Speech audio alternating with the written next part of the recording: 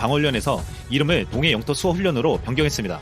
이는 대한민국 정부 수립 이후 사상 최대의 독도 훈련이었고 독도뿐만 아니라 울릉도를 방어하는 내용도 포함되었습니다. 우리 군이 한일 군사정보보호협정 종료 사흘 만에 훈련을 강행한 데는 일본에 보내는 경고장의 의미를 가지고 있습니다. 이는 대화를 외면하는 일본에 대응하는 한국 정부의 두 번째 카드로 보고 있습니다. 실제 군 당국은 그간 훈련 장면을 언론에 공개하는 것을 자제했지만 이번에는 사진과 영상을 공개했습니다. 이번 훈련에는 한국 최초의 이지스 구축함이자 해군이 보유한 가장 큰 전투함인 세종대왕함이 처음으로 참가했습니다. 해군 최정예 전력인 7기동전단도 포함됐고 해군 특수전전단과 육군 특전사도 훈련에 참가했습니다. 우리 군의 동해 영토 수호훈련에 일본은 발끈했습니다. 일본 정부는 극히 유감이라며 훈련 중지를 강력하게 요구한다고 항의했습니다.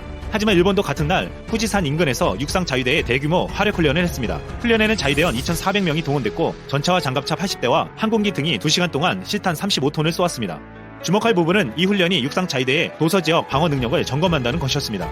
중국과 분쟁 중인 센카쿠 열도 등의 선 방어 훈련이라고 했지만 우리 군의 독도 훈련에 대응하는 훈련으로 볼 수 있다는 분석이 있었습니다. 한국과 일본이 같은 날 군사훈련을 벌인 가운데 그렇다면 만약 독도에서 한국과 일본이 군사적으로 붙는다면 누가 이길까요? 세계 각국의 군사력을 평가하는 미국의 글로벌 파이어파워라는 사이트에서 지난해 일본의 군사력이 6위로 뛰어올라 7위를 유지한 한국보다 앞선다는 평가가 나왔습니다. 일본 전력의 핵심은 공군과 해상 전력입니다.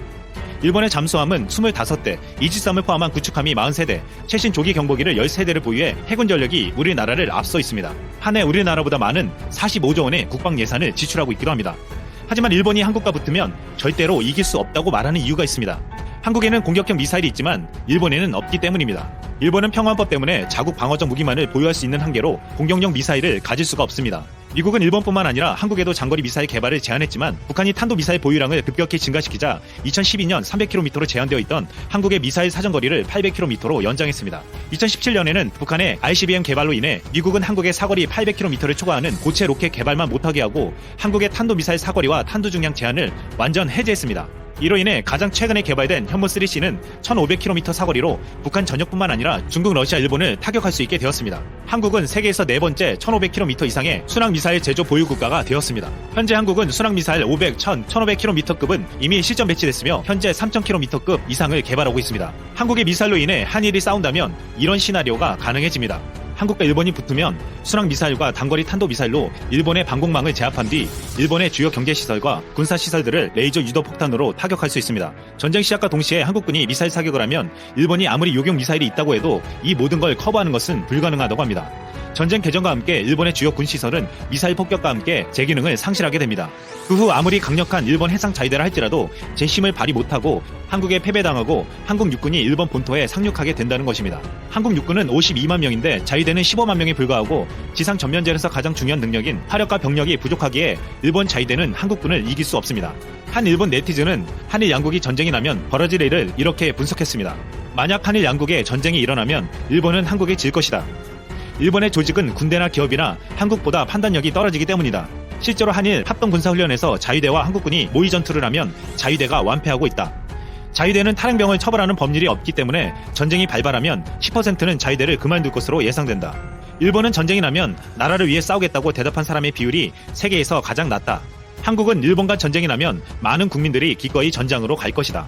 이 일본 네티즌의 말대로 실제로 한국은 전쟁 나면 나라를 위해 싸우겠다는 2017년 조사에서 74.1%가 싸우겠다고 응답했습니다. 전 세계에서 이 같은 질문을 조사한 결과 일본은 11%로 꼴찌였습니다. 또한 일본 네티즌은 자위대를 이렇게 말했습니다. 자위대원들 대부분은 진심으로 전쟁을 할 생각이 없다. 자위대는 싸울 수 있는 군대가 아니다. 그들은 세금을 사용하여 근육 트레이닝을 하고 있을 뿐이다. 이상 쓸멍이었습니다. 중국의 반응은 어떨까요? 소식을 접한 중국의 누리꾼들도 우길기 응원에 대한 반대 운동을 펼치고 있습니다. 중국의 누리꾼들은 우길기는 한국만의 문제가 아니다. 동남아시아 국가 전체가 일본의 침략을 겪었던 문제인 만큼 우길기가 무엇을 상징하는지 잊지 말아야 할 것이라고 적었습니다. 또 다른 의견으로는 일본이 최근 한국의 경제 보복을 시작했다. 하지만 우길기를 허용하는 미친 결정을 내리면서 한국의 신경을 제대로 자극했다. 우길기는 범죄와 침략의 상징이다. 중국 역시 일본에 저항해야 한다고 호소했습니다. 영국의 BBC 역시도 우길기 논란에 대해 전했습니다. 우길기 논란에도 불구하고 앤드류 파슨스 국제 패럴림픽 위원회 회장은 도쿄 패럴림픽 메달은 일본 부채와 같은 전통 문양에 기반한 것이다. 우리는 도쿄 조직위원회 측에 메달 디자인 재검토를 요구하지 않을 것이라고 일축했습니다. 신임 일본 올림픽 담당 장관 역시 우길기는 문제가 되지 않는다는 견해를 밝혀 논란을 부추겼습니다. 일본 하시모토 세이코 장관은 취임 기자회견에서 우길기가 정치적 의미에서 결코 선전물이 되지 않는다고 생각한다고 되도 않는 말을 짓거렸습니다. 이 와중에 우길기 티셔츠는 단지 세련된 티셔츠일 뿐이라는 정신 나간 주장을 펼치는 인간이 세상 화제를 모으고 있습니다. 비틀즈 멤버 존 레논의 아들 션 레논이 일본 전범기인 우길기를 옹호해 한국 네티즌들로부터 비난을 샀습니다. 발단은 션 레논의 여자친구인 미국인 모델 샬롯 캠프 뮤리 우길기가 그려진 티셔츠를 입고 찍은 사진을 게재한 뒤 한국 네티즌과 벌인 설전 때문이었습니다. 샬롯 캠프 뮤는 자신의 인스타그램에 우길기가 인쇄된 티셔츠를 입고 승마하는 사진을 게시했습니다. 이를 본 한국의 네티즌이 당신의 패션을 존중하지만 사진 속 문양은 독일의 군국주의와 같은 의미라고 댓글을 남겼습니다. 그러자 뮤는 우길기는 메이지 시대에 일본군이 처음 사용했고 해공 군함기로도 채택됐다. 한국 식민지배 전부터 존재했기 때문에 본질적으로 독일의 군국주의 정치적 이념과는 다르다고 매우 한심한 논쟁이라며 선을 그었습니다. 여기에 션 레논이 독일은 미국처럼 표현의 자유가 보장되지 않기에 하켄크로이츠가 법적으로 금지됐다면서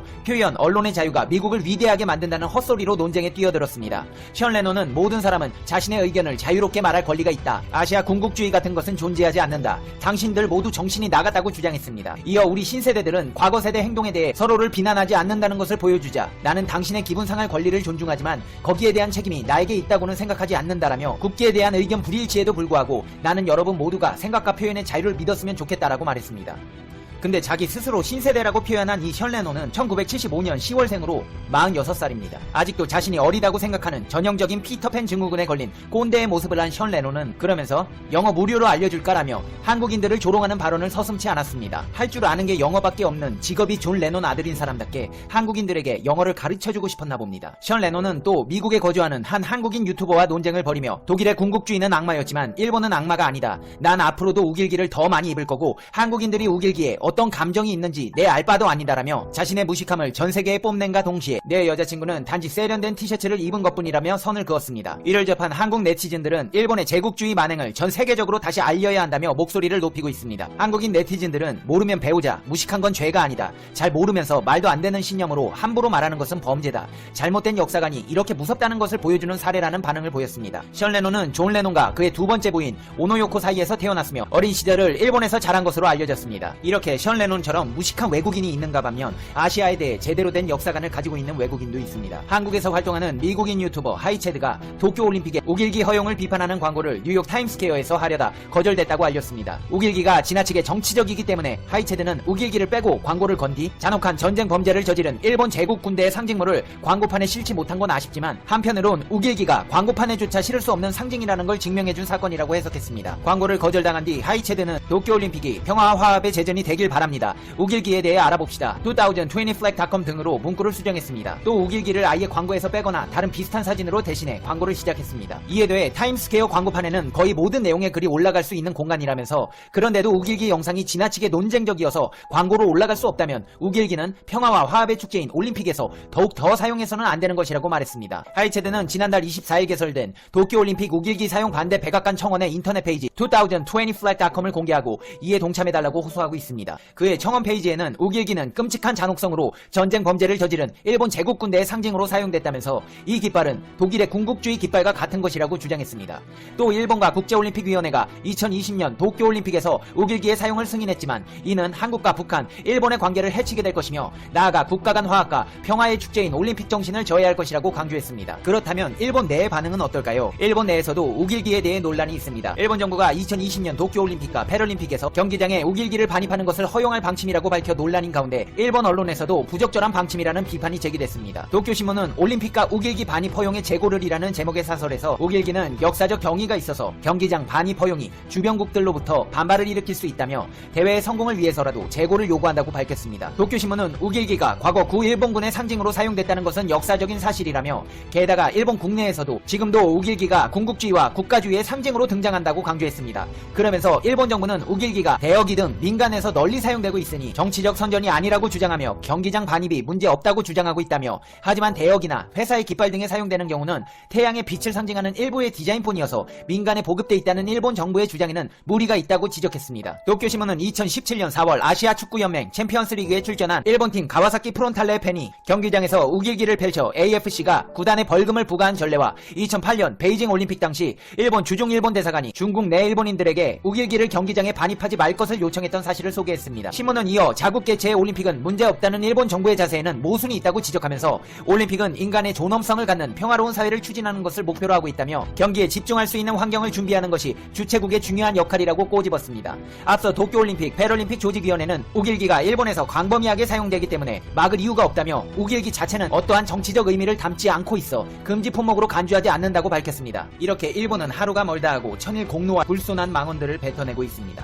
이제 페페TV의 결론 듣겠습니다. Conclusion. 페페TV. 아베 신주씨, 내가 장관들 시켜서 헛소리하지 말라고 경고했죠? 왜 말 안 듣는데? 안 했으문이다.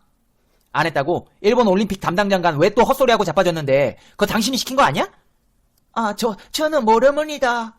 그래요. 당신이 뭘 알겠어. 방사능 후유증이 심해지는 것 같은데 아프면 총리 내려놓고 쉬어요. 괜히 여러 사람들 피해주지 말고. 방사능 들어간 거 꼭 먹어서 응원하시고 다른 나라에 수출하지 말고. 알았죠? 여러분, 방사능 먹으면 아베처럼 됩니다. 우리 페페TV 시청자 여러분은 꼭 일본사는 거르시고 건강 챙기세요. 페페TV. 페페TV를 시청하신 당신은 행운의 주문에 걸렸습니다. 당신은 이번 주에 로또 1등에 당첨되실 운명입니다. 뿐만 아니라 본인을 비롯한 부모님들까지 건강하게 무병장수하시고 집안에 평안이 가득하시고 행복해지실 겁니다. 페페TV가 여러분께 드리고 싶은 말씀이 있습니다. 오랫동안 꿈을 그리는 사람은 마침내 그 꿈을 닮아간다. 제가 제일 좋아하는 말인데요. 여러분들도 꿈이 있다면 매일 그 꿈을 생각하고 되뇌어보세요. 언젠가는 그 꿈에 가까워져 있는 자신을 발견하게 되실 거예요. 하지만 실패를 두려워하실 필요는 없습니다. 승자는 한 번 더 시도해본 패자이기 때문입니다. 수많은 실패 속에 얻어진 한 번의 성공, 그 성공을 맛보기 위해서 우리는 수많은 노력을 하지만 실패도 합니다. 하지만 그걸 두려워하지 마세요. 실패하셔도 됩니다. 모든 승리자는 실패해본 사람이기 때문입니다. 포기하지 않는 것도 실력입니다. 살아가는 동안 수많은 장애물 속에서 발버둥치다 보면 하루에도 몇 번씩 포기하고 싶은 마음이 생깁니다. 하지만 포기하지 않는 의지력 자체만으로도 당신은 충분한 실력이 있음을 잊지 마세요. 오늘도 포기하지 않는 당신을 페페TV는 응원합니다. 오늘도 좋은 하루 되시고 행운이 가득한 날이 되실 거예요. 시청해주셔서 감사합니다. 다음 영상에서 봬요. 안녕.